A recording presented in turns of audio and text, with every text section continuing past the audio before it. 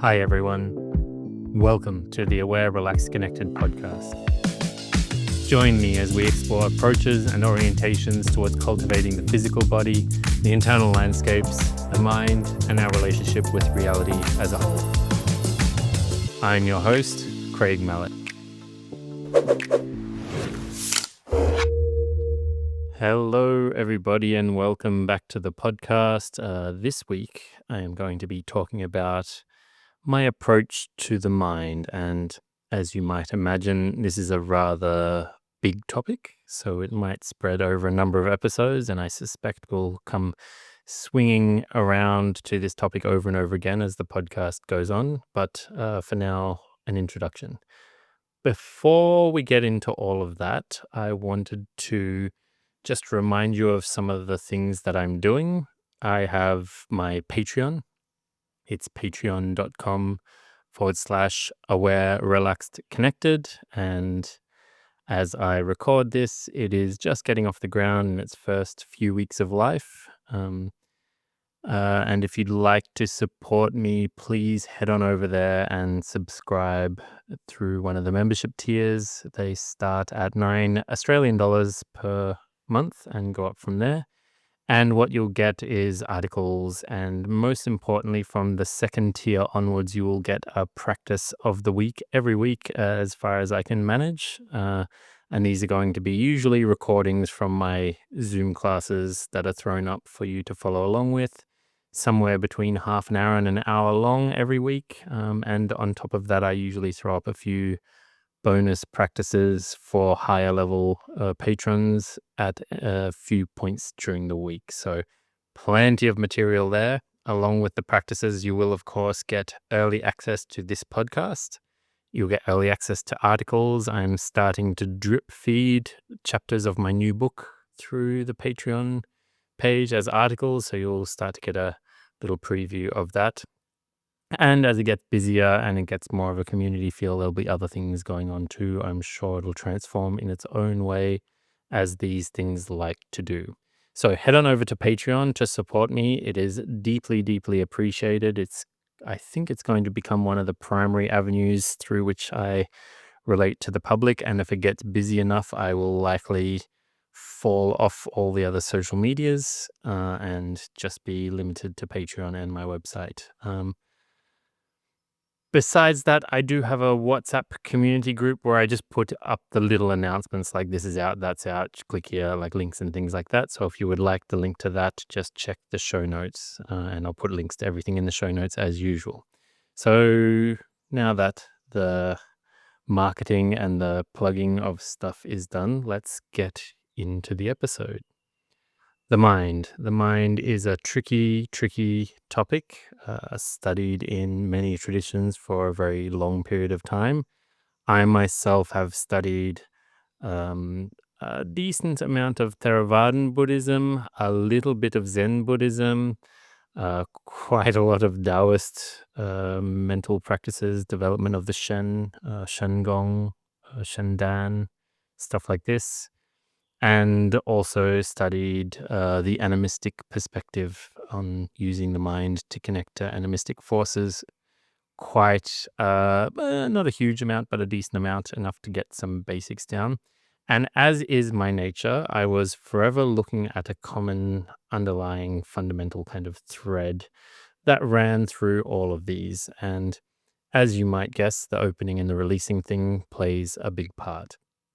So I wanted to talk about that first, and then I want to get into the non-dual side of things, how to use this non-dual recognition and avoid the pitfalls of that particular orientation by recognizing how the mind works. So the first thing we have to do is actually have a bit of a tour of our reality and get our definitions straight. So whatever else is happening, you may have, stuff happening in your outside world. How you know about that stuff is through the filters of your body mind.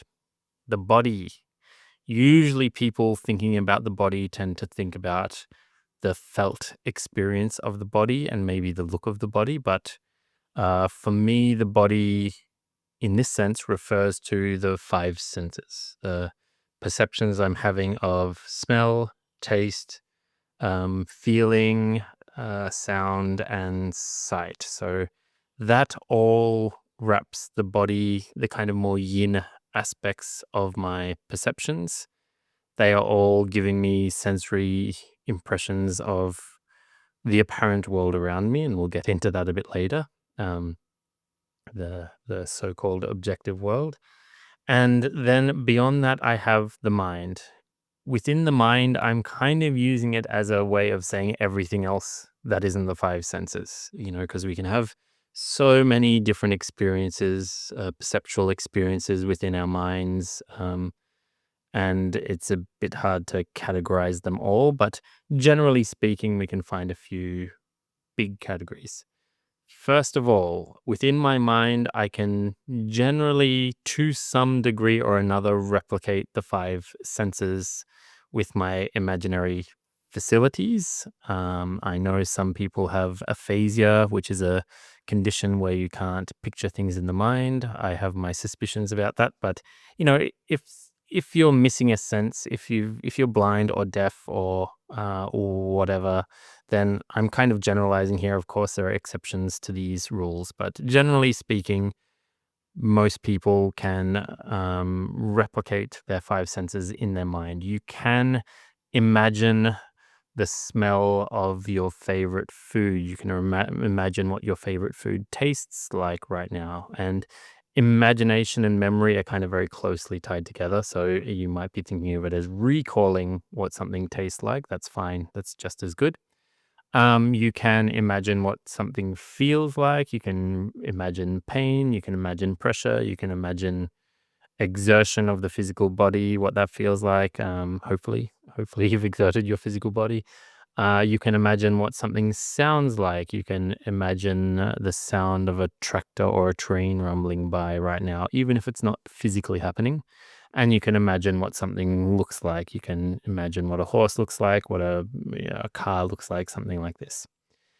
Within those facilities, unlike our actual senses, the more material senses, these imagined senses can are a bit more vague, I should say. They're a bit more young. They have less limits, less clear boundaries, are much more subject to change and undulation. So, if I imagine a car right now, or what do the wheels look like? What color are they? What is the scene it's set in? Maybe I didn't even think of any of that. And when I imagined the car, I just had the car and no particular backdrop for the car. So, as soon as things don't get defined, the imagination ends up being a bit loose, a bit very much like a dream. It's very close to the world of dreaming, the imaginal faculties, and there's plenty to it. So a simple drill you can do to play with these faculties is to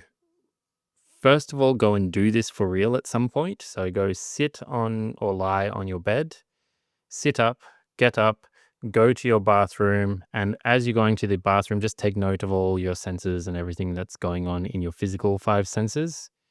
Come back to sit down on your bed, and then close your eyes and imagine yourself taking the exact same journey. Imagine all the things you see, all the things you smell, touch, taste, hear, and so on, and retrace the journey. That's a really, really nice way to start working with the imaginal faculties, and those faculties will get stronger with practice and with time. So if you're one of the people who say, "Well, I can't imagine stuff," then mostly that you probably just have some practice to do or some releasing to do. Often we can have things that are kind of bound up that prevent certain faculties from working, and when we release deeply enough, they suddenly kick to life. Uh, there are a few exceptions to that, but that's a nice general rule to have. After the imaginal faculties, we have all of the kind of abstractions above that. This is like knowledge, memory, predictions of the future, understandings, things like this, like really, really abstract experiences. Like right now, as you're listening to this, there's some part of you that knows the sun is going to go down, it's going to get dark, and then the sun is going to rise again as a form of like future projection. Um, there's also some form of you that innately recognizes the difference between you and the chair you're sitting on, or the object you're held up by, or the floor, or anything like this. There's parts of the mind that have intuitive understandings of the difference between an animal and a plant, and it doesn't necessarily have to have the little commentator going, "That's an animal, that's a plant." It's just what is. The commentator itself, and again, I understand that there are some very few people in the world who do not have an internal commentator, but I think most of us, especially in the modern world, have this little yapping kind of internal voice that talks to us nonstop, or talks nonstop from us to us as us, internal commentator. And that experience is generally, I think, auditory for most people. It's like as if you hear the voice, you're not seeing a little version of you talking at yourself, I believe. You're hearing it. There is a big difference between the way you use these faculties. The imaginal faculties especially are quite interesting to study. There was some studies I saw where people were getting told to count silently in the head, and then trying to do other things while keeping their counting going. And some people counted auditorily, which meant they heard in their head a voice going 1, 2, 3, so on and so forth. And some people counted visually, which means they pictured numbers in their head, a picture of a 1, a picture of a 2, a picture of a 3, and so on, moving to count.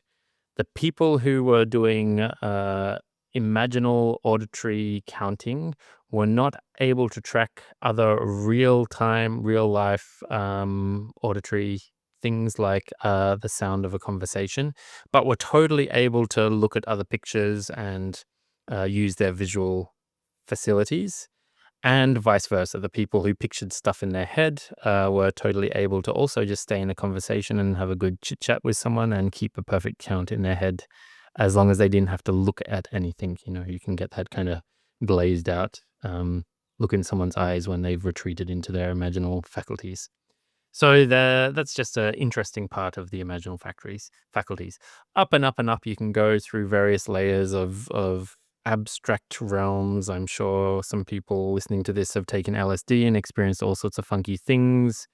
You can experience realms of pure light and all sorts of things where the normal faculties don't make a lot of sense. There's not really an easy way for us to describe them relative to the normal faculties, but there can be other more abstract experiences within the mind, within the perception, that won't tend to be something someone else looking at you go through it will see, right? If I look at someone who's on LSD, they just look like a body sitting there kind of maybe um, stoned out a little bit, and I don't get the perception they're getting. It's not a particularly shared perception, but you can nevertheless go into all sorts of weird and strange states and semi-consciousness and things like this. So that's just a bit of a tour of our faculties, the faculties that are available to us at any point in time. And we can broadly break them up into the yin faculties, which are the five senses, and the yang faculties, which is everything else, all the weird changeable stuff. And it can be useful to get to know these faculties, especially the young faculties, the ones we don't spend, or maybe these days spend a lot of time with, but we don't spend a lot of time studying at least. So you'll find a lot of meditation practices that just like sit and watch the thoughts and let the thoughts do what they do, and let the ideas come, and let all the imaginal things come and go, and let all the sounds come and go, and on and on and on. And you just kind of ignore the five senses and focus on the mental happenings, the mental structures as they change rather quickly. And you just look at it and get to know it. So that's a very, very simple meditative practice. Unfortunately, there is this little aspect of our local personal mind that desperately wants to believe or wants to maintain the illusion of control, and will often try and provoke us out of these kind of practices. This can come in the form of I'm I'm no good at this. I should stop. I'm not making any progress. All the way through to the I'm too good at this. I'm already good at this. I don't need to do this simple stuff anymore. I'm well beyond it. And, things like this. Anything where it's like basically trying to convince you to stop doing the practice is just a little sign of internal resistance. As you practice, that internal resistance will naturally release and resolve itself. But in the meantime, you kind of get to know all the tricks it has. And there are many, many, many tricks. And it's good to get to know these tricks because these tricks will come back. You think they're gone and you think you've seen the last of them. And they come back in a more subtle and sly way. And this is really the heart of the danger of cultivation work, that the tricks come back. They always come back. They come back in a more refined and more subtle way, basically with a constant goal of trying to trick you, trying to make you convinced they're not there. As the saying goes, the greatest trick of the devil is to convince the world it didn't exist. So the trickster's real, and it's good to get to know the trickster and all the funky things it does. Couple of examples definitely aren't the only things that can happen, but you can get phantom itches in your body that you have to apparently attend to and disrupt your practice. You can get tired. Phantom tiredness is a real thing, comes up as resistance to training. I have definitely had many, many sessions myself where it felt like I was the most tired I've ever been while I'm doing the practice. And the moment I stop the practice, I'm wide awake and alert again. It's very different to if you're actually tired when you stop the practice and you need to sleep. That just means you're out of energy and need to sleep. But if you stop the practice and all your normal alertness comes back, that was just resistance. I've had that resistance show up for like almost an hour nonstop and then suddenly resolve at the end of the hour. And I haven't changed the practice and I haven't changed what I'm doing. And suddenly I spring to life and I'm wide awake and very, very alert. So you can see the value in staying through these things sometimes. You can get sometimes in some practices, I know some people have had visual hallucinations. There is a practice I used to do a lot watching the red ball. You'd actually get a red ball or a red dot on a bit of paper and put it on the wall and just sit and stare at it. And the amount of funny things people reported to me about this, the way they resisted this red ball, where the ball would like run away down the wall and kind of disappear, and they'd be kind of tempted to chase it, but they had to stay looking at where it was, only for it to reappear in front of them. Um, I personally had these kind of like spinning drunk episodes where I don't know if you've ever been like really horrendously drunk and the room is spinning, like that kind of spinning that's trying to tear my eyes and face away from looking at the ball, very viscerally, physically feeling, kind of being turned away from the ball. Um, and all sorts of funky things like this. You can have a very loud commentator screaming at you that you should stop for all sorts of reasons, coming up with scarier things. What if I just do this? I'm just going to throw this scary thing up until you stop, and so on and so forth. These things are not that much of a problem, these resistances that show up. Unless you react to them, unless you indulge with them, then they become a big problem. Especially if the dark thoughts come up, the commentator gets a bit creepy in the stuff it starts saying, and especially if you believe you are your commentator. This is one of the first things we want to run into when observing the mind, to realize that the observation does not originate from the commentator or from the little me. It does not originate from any little structure within the stuff you're being perceived. Um, Rather, those are things that are being perceived. So when the commentator talks, it is not you, it is something you are perceiving. And there is a big difference between these things. It's much like hearing anyone else talk. It's something you're perceiving, but not you. It's not originating from you any more than the sound of someone else talking is originating in your hearing. It's an event that happens within your field of perception, but is not you. So we can kind of very quickly disregard anything the commentator says. Of course, the commentator has its moments of genius, its moments where it says mildly intelligent things. They are often few and far between. It is known as the monkey mind for a very, very good reason. Um, but yes, the commentator we want to quickly see is not us, so that when it starts talking at us and making suggestions of things to do, we can take it with a huge, huge, huge grain of salt and stop believing it to be the last and first and every source of authority that we have. And most importantly, stop believing it to be us so that we don't have to start thinking of ourselves as bad people just because the commentator says some gnarly stuff.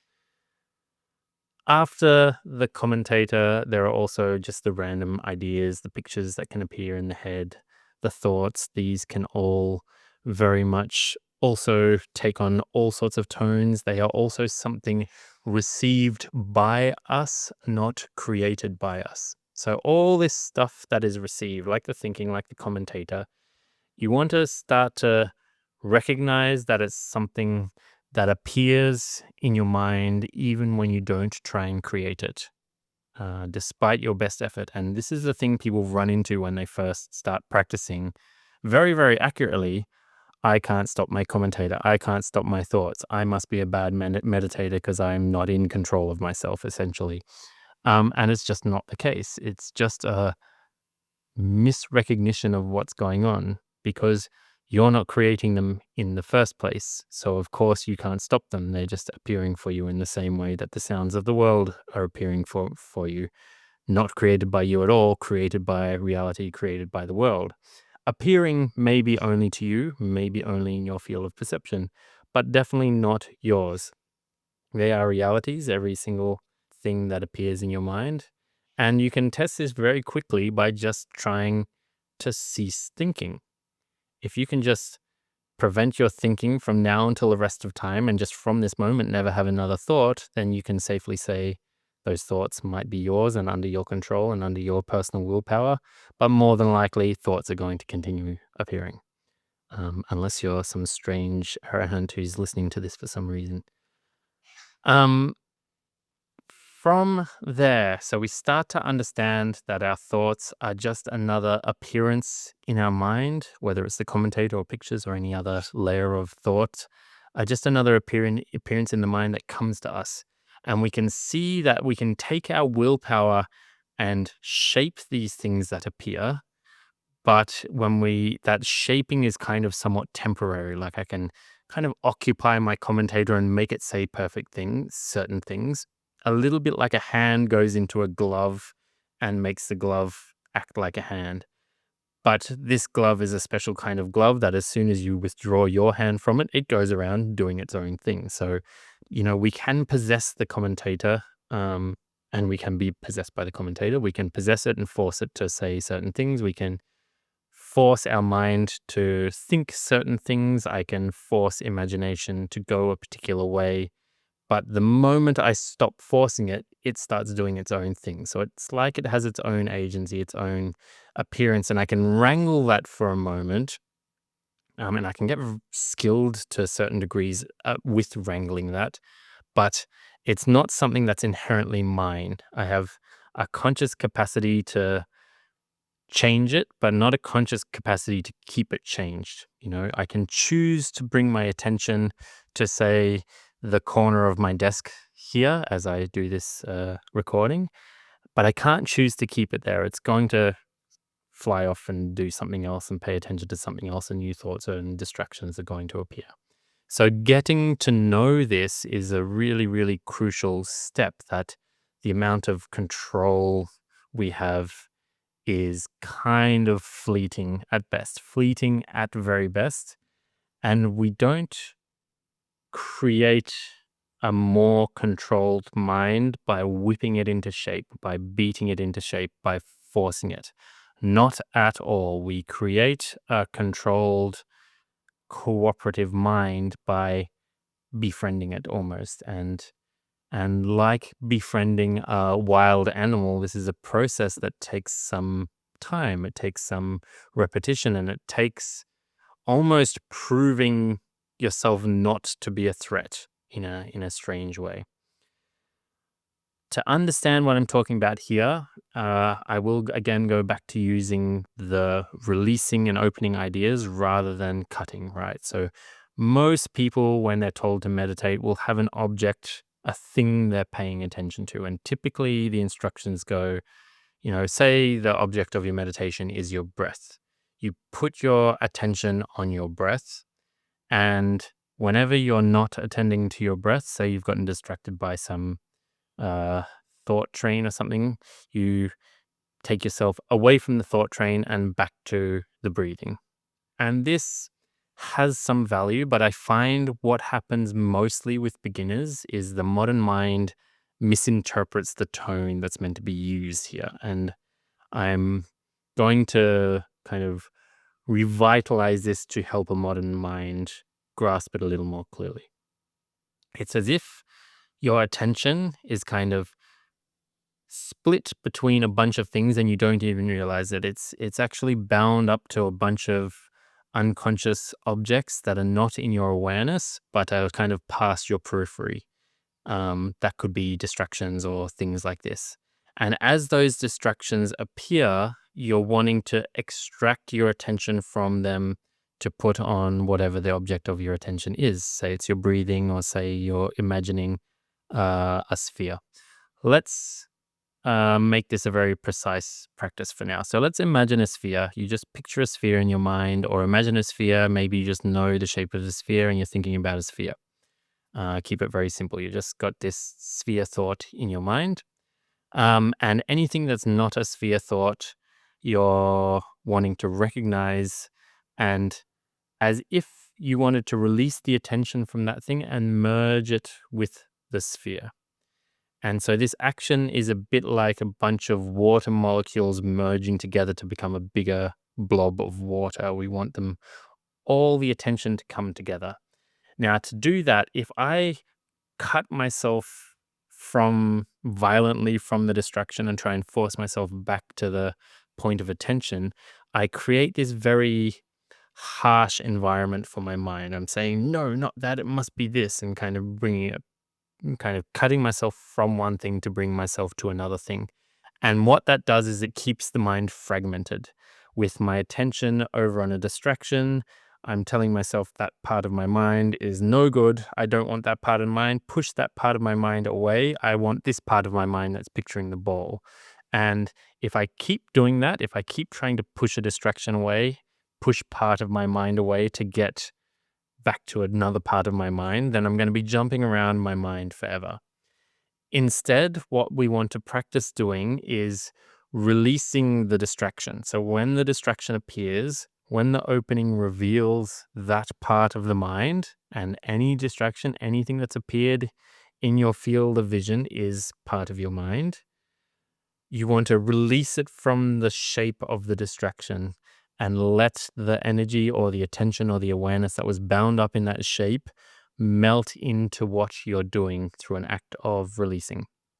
And this is a crucial ingredient from where I stand for teaching the mind, I should say, to gather in one place, teaching the attention to gather in one place.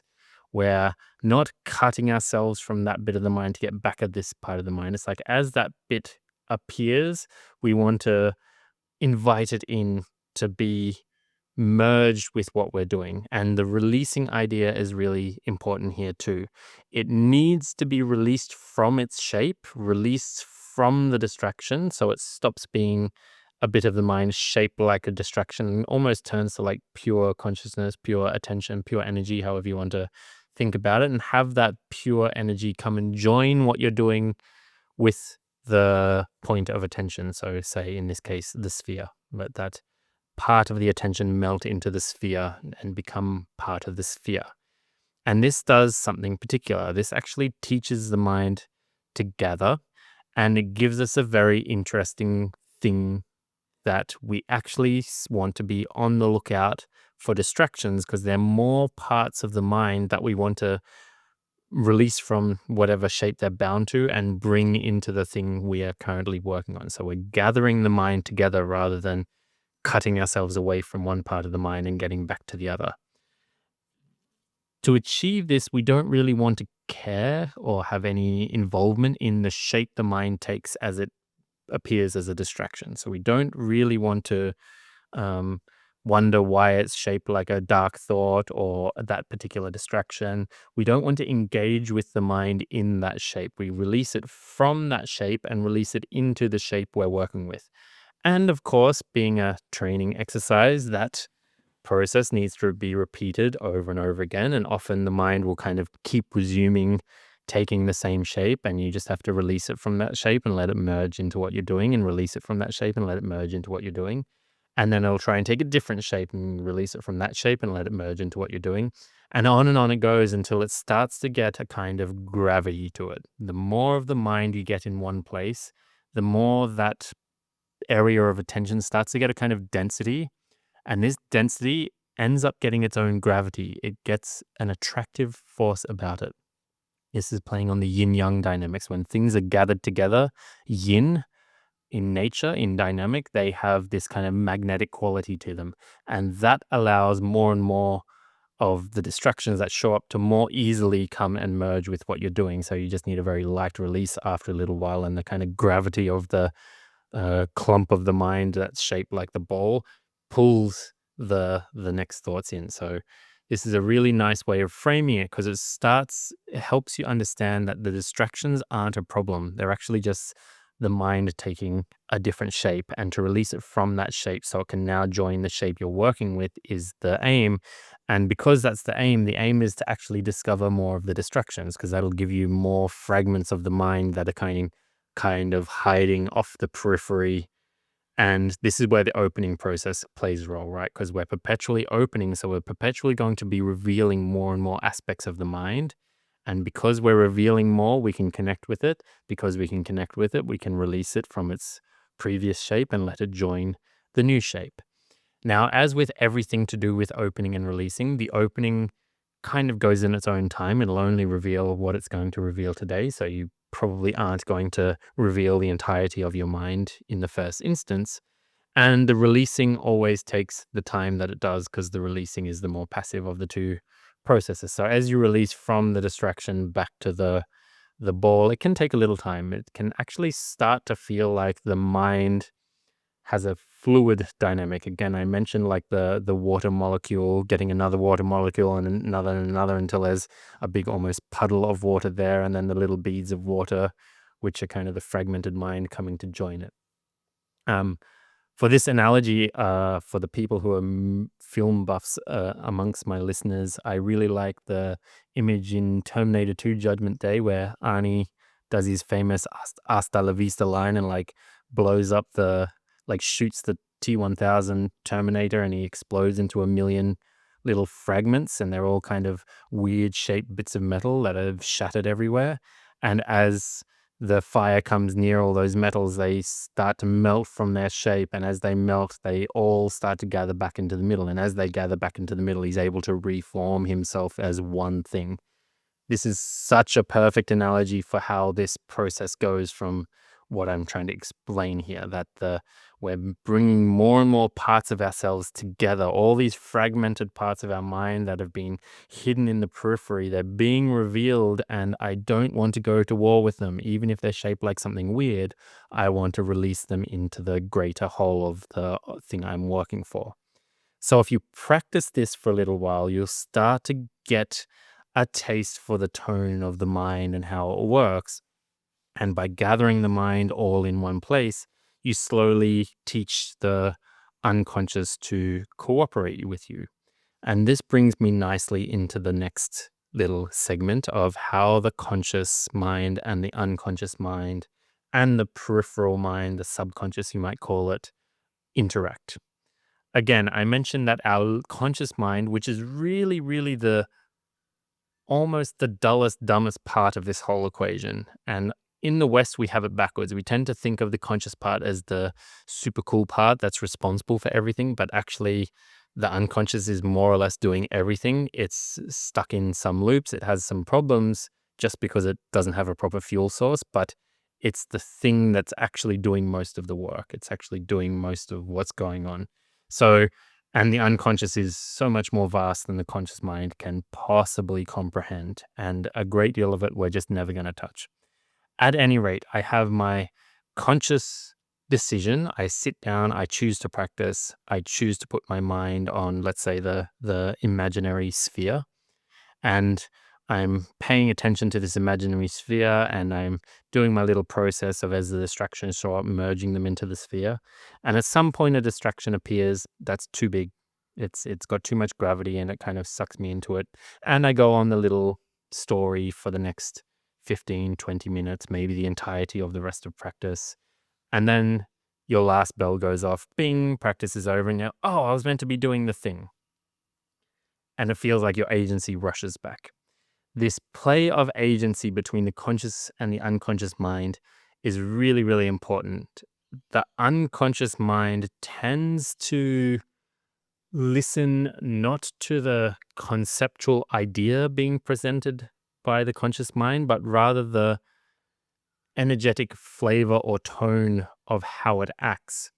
So if you suddenly have your agency given back to you consciously, you go from this like unconscious automation of going through the distraction to, oh, here I am, alert, remembering what I'm doing.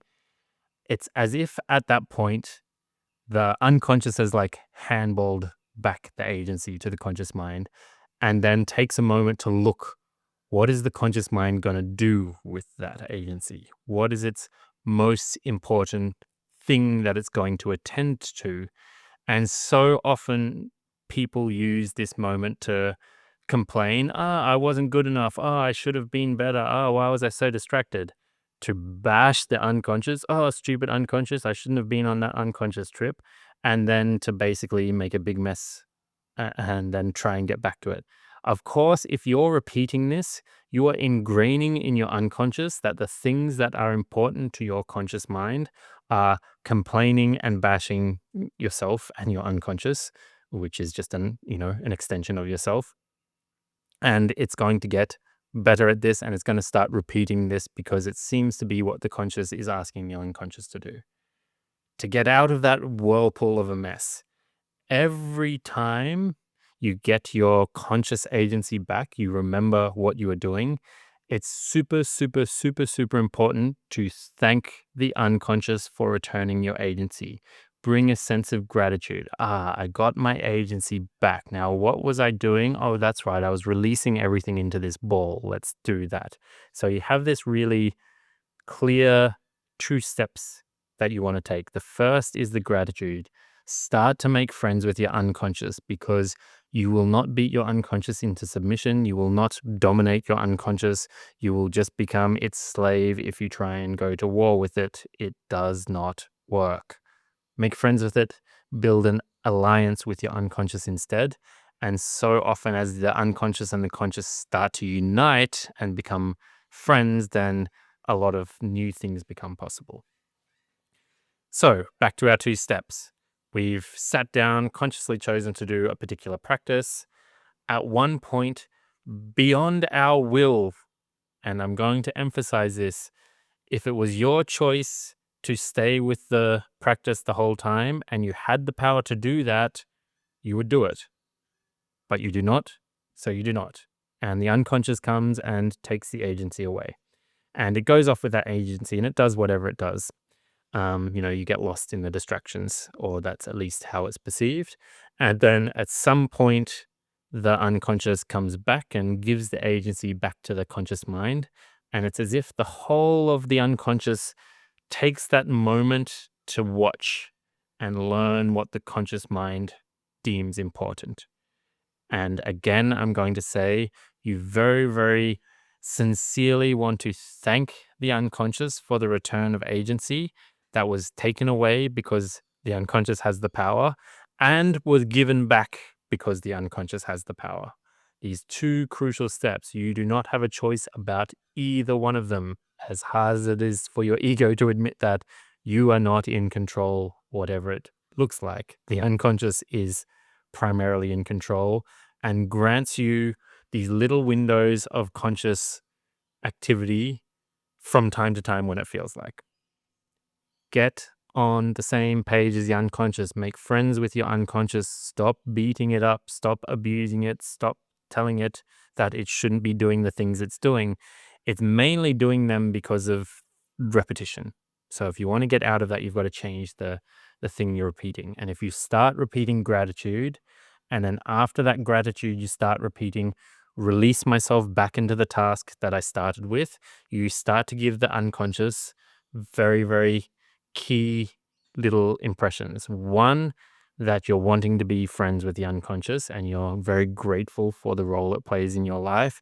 And two, that you're wanting to get back to what you were doing. So you're minimizing distractions and staying the course that you set out.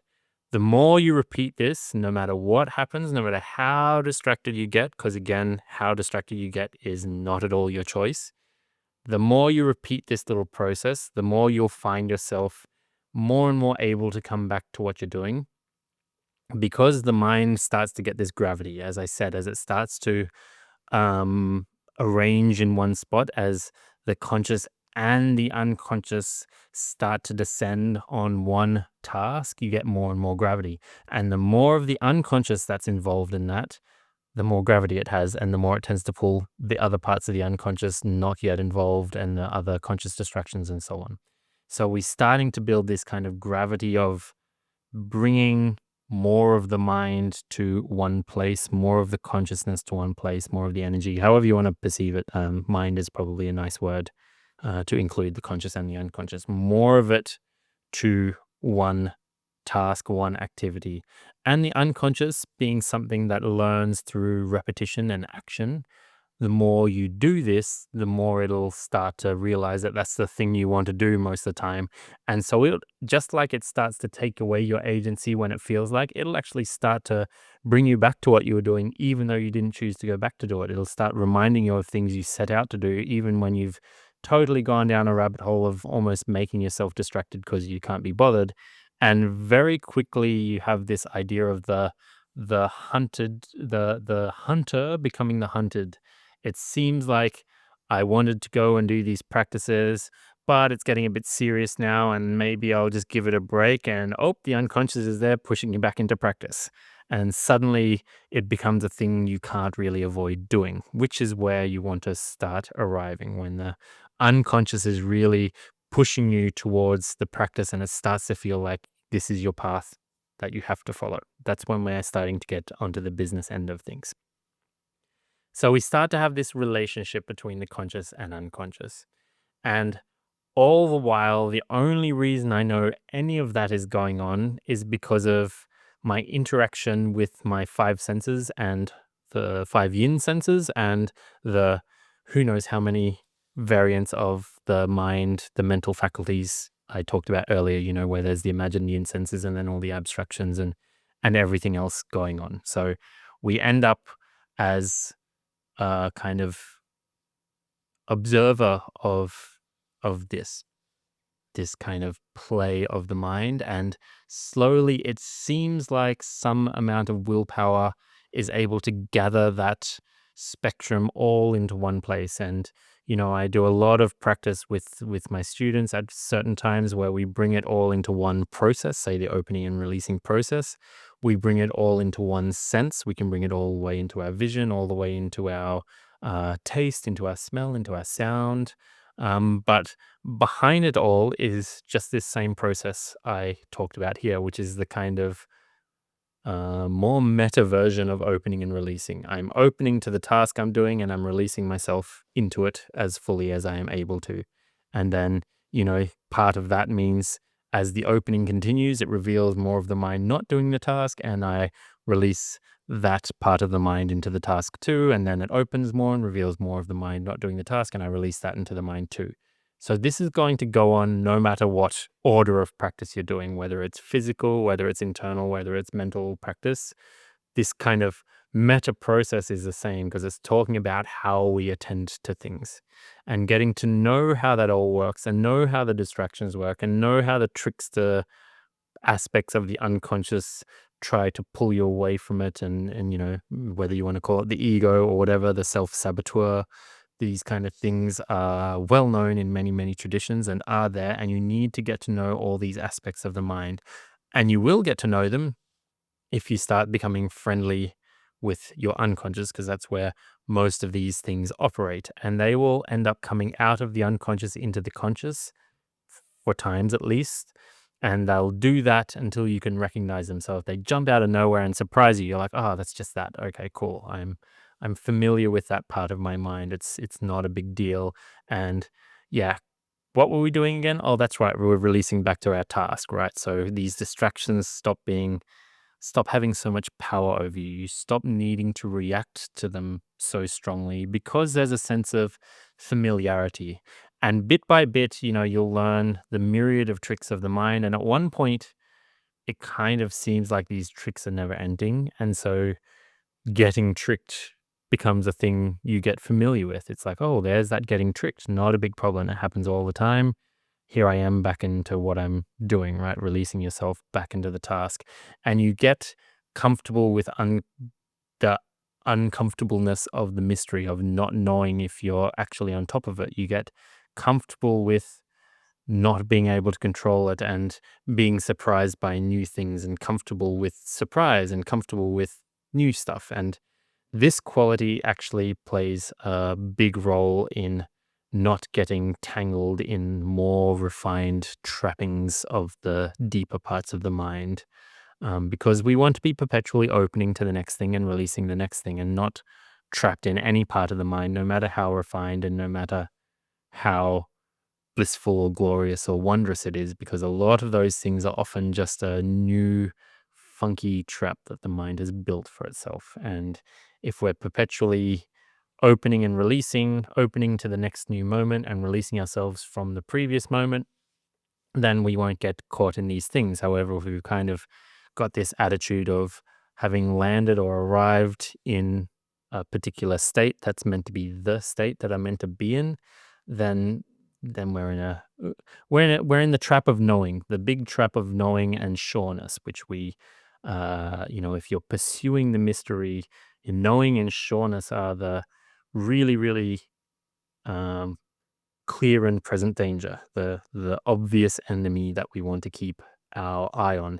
It doesn't mean that you won't kind of have a utilitarian knowingness and sureness, right? I can be sure that the sun is coming up tomorrow, but as I say that right now, there's a sense of actually the deeper truth is I don't know what's going to happen even in the next 5 minutes. Maybe a meteor is going to come out of nowhere and just smash the planet into oblivion. I don't really know.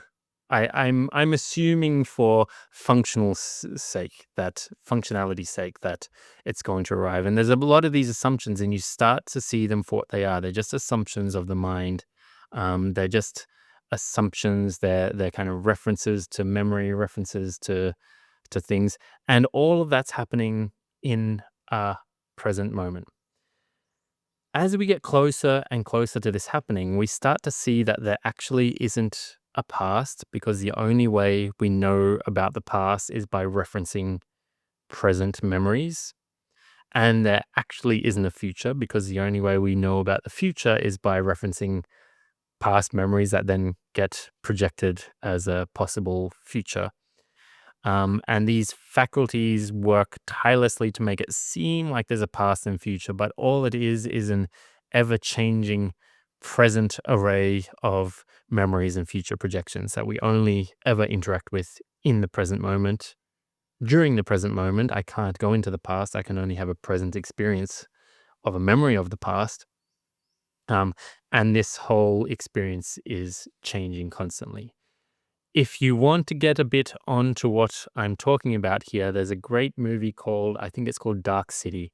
And the premise of the movie is that what happens every night is some weird alien dudes come and inject new memories into everyone. And every single day, people are living dramatically different lives with full memories of whatever 30, 40 years that preceded that particular moment, as if it was real, assuming it's real because it's a reference memory in their head, and because the physical environment looks like it's continuing from that memory, even though these weird aliens have come and just shuffled things around every single night and given everyone new memories. So it's an interesting thought experiment to like really lean into the fact that we don't have a real past. We only have a present memory, and the whole present is like this constantly transforming spectrum of this body mind that has these new memories appearing.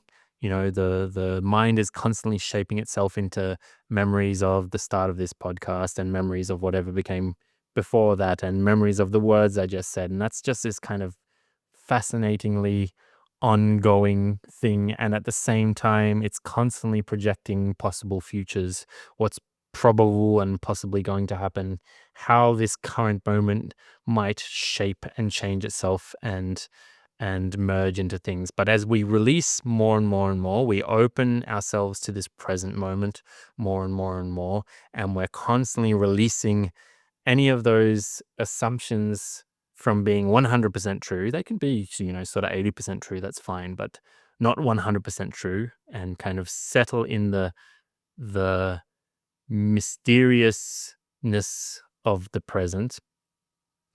Then we can actually get down to the business of living our lives moment by moment by moment. And this is one of the big aspects of the work I'm doing. I use the opening and releasing qualities to teach people how to orient themselves around these present, perpetually changing perceptions. Um, I think I'm going to leave it there for now. That was a lot. I didn't quite get into the non-dual side of it, although I teased it a bit at the end there. We will maybe go into that in the next podcast I do about the mind, which might be a few episodes from now.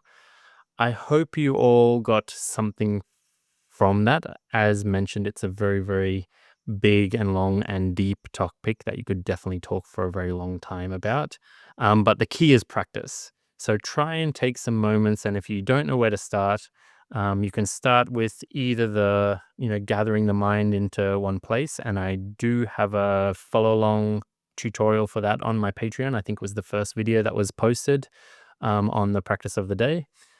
And you can also practice that, like training the imagination through, walking from your bed to the bathroom and back, and then tracing your steps in the imaginal faculties, because that's quite fun to practice as well. And it's got a bit of a different flavor, and it's maybe not as boring as a sphere. Yeah, so practice those things, practice befriending your unconscious, practice gratitude for the return of agency, practice respect for the fact that the unconscious can take it whenever it wants and give it back whenever it wants. Befriend your unconscious, get on good terms with it. It is a powerful ally if you let it be. And practice releasing your mind into one spot rather than cutting your mind and fragmenting it into this big shattered mess. Start inviting it to take one shape over and over and over and over again, and see how you go. And please feel free to write back to me if this has helped you in any way. If you're on my Patreon, of course, you can send through some questions that I can answer in future podcasts. And otherwise, I hope this has helped a bit, and enjoy the rest of your day. And I'll see you on next podcast.